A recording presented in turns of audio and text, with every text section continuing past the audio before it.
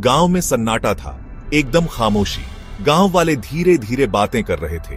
हवा में डर छाया हुआ था, जैसे कोई साया। वो उसके बारे में बातें कर रहे थे, चुड़ैल के बारे में, एक बेचैन आत्मा, वो कहते थे, जो दुनियाओं के बीच फंसी हुई है। कहानी थी कि वो पहाड़ी पर बने पुराने खंडहरनुमा घर में रहती है, एक ऐसी जगह जहां कभी हंसी की गूंज होती थी, अब बस सन्नाटा, जो सिर्फ पत्तों की सरसराहट और लकड़ी की चरमराहट से टूटता है।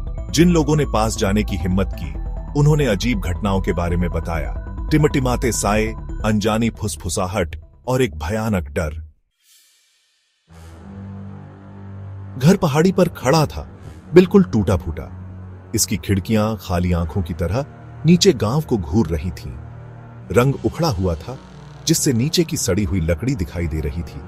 प्रकृति धीरे धीरे अपना हिक वापस ले रही थी। अंदर हर जगह धूल की मोटी परत जमी थी। कोनों में मकड़ी के जाले सालों की उपेक्षा की गवाही दे रहे थे। हवा में सीलन और सड़न की गंध थी।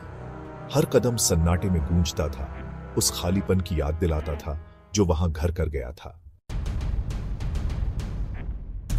अर्जुन, एक युवा लेखक, ने कहानियां सुनी थी। वह अंधविश्वासों पर हंसता था, उन्हें केवल लोक कथाएं मानता था। वह अपने अगले उपन्यास के लिए प्रेरणा चाहता था, एक ऐसी कहानी जो उसके पाठकों को डरा दे। चुड़ैल की कहानी से बेहतर प्रेरणा और क्या हो सकती है।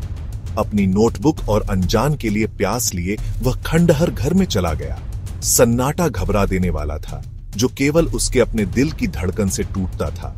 उसे लगा कि कोई उसे देख रहा है, लेकिन उसने इसे अपनी कल्पना समझकर नजरअंदाज कर दिया। हवा का एक ठंडा झोंका घर से गुजरा, जिससे उसका लालटेन बुझ गया। वह अंधेरे में डूब गया। उसके अंदर दहशत भर गई। वह अपने लाइटर के लिए टटोला, उसके हाथ कांप रहे थे। जैसे ही लौ टिमटिमाई, उसने उसे देखा, चुड़ैल को।